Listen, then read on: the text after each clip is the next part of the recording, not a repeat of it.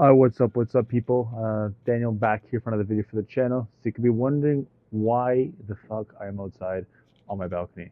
And that is because I wanted to change the scenery for you guys. And it's getting a bit warmer, even though I'm wearing a jacket. And it is hitting the teens here in Toronto. So essentially, I wanted to touch base on something that I've been noticing and learning more and more as I'm kind of evolving into a new age of, you could say,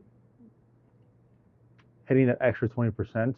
I think before I always had the like unconscious competence of doing things that I knew were right, but never hitting that um, edge where I kind of master things and learn new things that will help me get to the next level. And that's essentially what's happening now. And I want to share a few of those things. And I think it's really going to help you guys, especially those that are more advanced that have already this lifestyle dialed down with living drug free and being able to basically not have to rely on any advice from a doctor or dermatologist. But essentially, what I could say three things that I've noticed. Number one is this is one that is probably going to change things huge for me once I get access to it. But essentially, that dairy, especially raw dairy, is actually beneficial and not the enemy. When I was starting out, one of the first things I removed was dairy, and gluten, and also nightshades. And this is what I recommend removing for anybody, just because the dairy I was consuming was A1 dairy, and that's basically the, the lowest form of dairy you can get. A2 or raw dairy is basically the best access to dairy you can get, and well, raw being the best, but the thing is, it's illegal in Canada, so essentially they don't want you to be healthy, and that's a clear sign that I do have to relocate, but that's a different topic. But anyways, um, so I was always consumed by this thing, fear of dairy, of like any kind of dairy. If it touches my mouth, then and I digest it, things are going to go wrong. But essentially, the dairy that I was consuming was the thing that was causing problems. The dairy, A1 dairy, is inflammatory in many different ways. There's many different specifics in terms of the compounds there that are inflammatory compared to raw dairy and A2 dairy. So raw dairy would be essential. Essentially, you're getting all the um, bacteria that is coming directly from the cow, and then when it's pasteurized or it's A1 dairy, it's basically heated, so you're removing all those beneficial bacteria like the vitamin A, the iron, all this different stuff um, that's so beneficial for your bacteria and essentially helps to work as almost like a probiotic and just change the microbiome.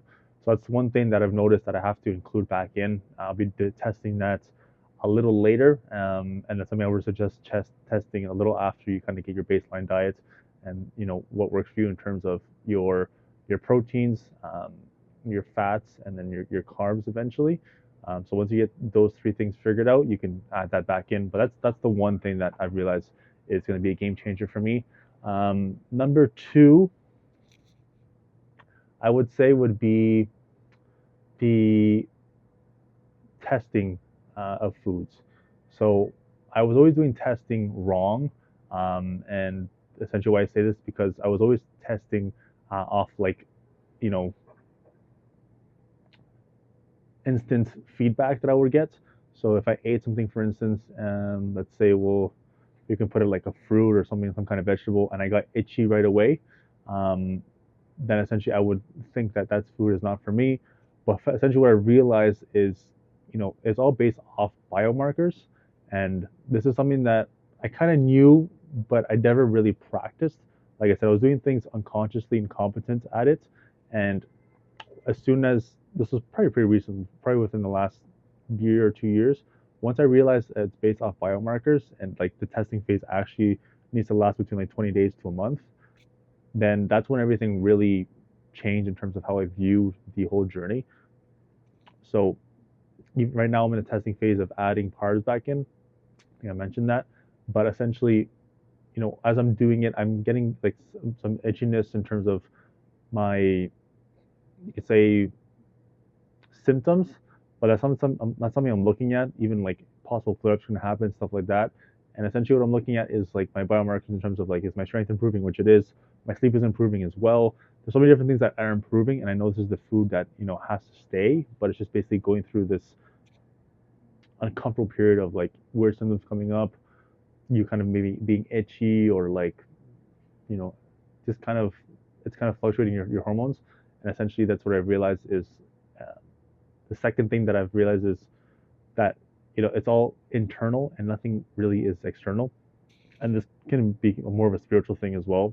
We'll talk about it, but realizing that you have to just look internally when you're healing, and the biomarkers are all internal. Like I said, it's like strength, sleep, articulation, sex drive, mood, energy, your like vibe for life, your zest.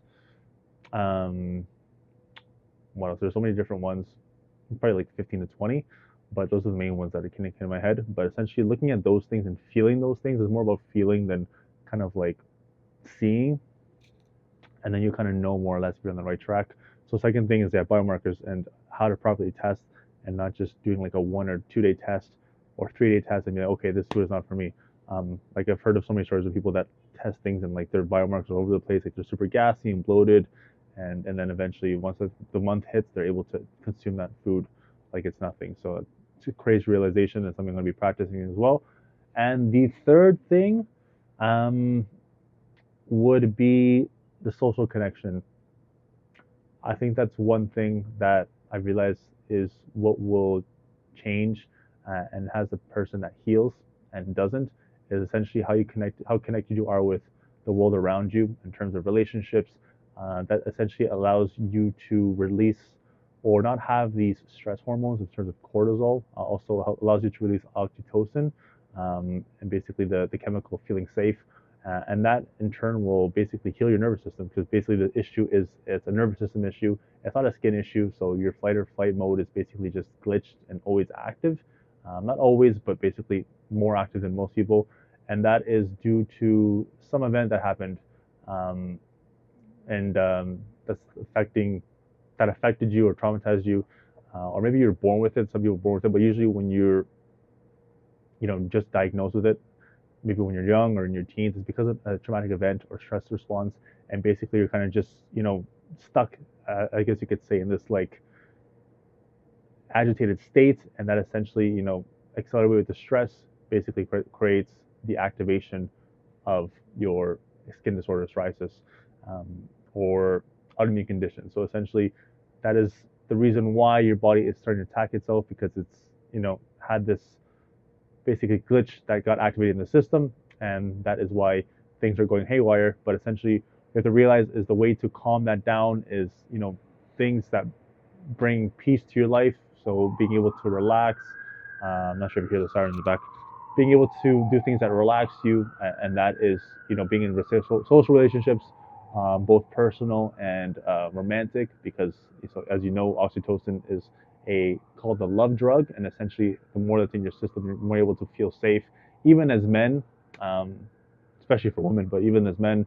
So you're not always in this like agitated, stressful response, and that essentially creates harmony in your body, and that creates healing, because this disease is what is called dis-ease. You have a basically disease in terms of your system, and that is one thing I'm realizing I have to incorporate more of. So doing things that allow my body to relax and not always be in this like, I guess, go-getter mode, which is kind of something I've been used to. So just being able to spend time with loved ones, exploring different relationships in terms of romantic relationships, and allowing that to do part of the healing as well.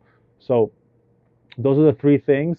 I hope one of those you maybe resonate with or have recently come across and dive more into, because I know that will be helping me, and I know that will help you as well. And I've been in this for the past 8 years. So if you're new to the channel and stay till the end, and you don't know me, my name is Daniel. For the past 8 years, I've been able to live drug free when I was diagnosed with psoriasis at 21. So yeah, hope you got some value from it. Like I said, this is just something that I've been experiencing, and it's going to take me to the next level. And I hope it gives you some insight into the lies you've maybe been told, maybe some misconceptions you had about what you're going through, and how to heal from it. So if you want more information about me, I have my Instagram and my Facebook group. I'll be posting there some value to give you guys some insight on how to heal and live the lifestyle that I do. and things will be changing as well on the channel. I'll be looking to, incorporate more dynamic settings and things that will take this to the next level. So otherwise, hope you guys are well. Keep killing it. And in the meantime,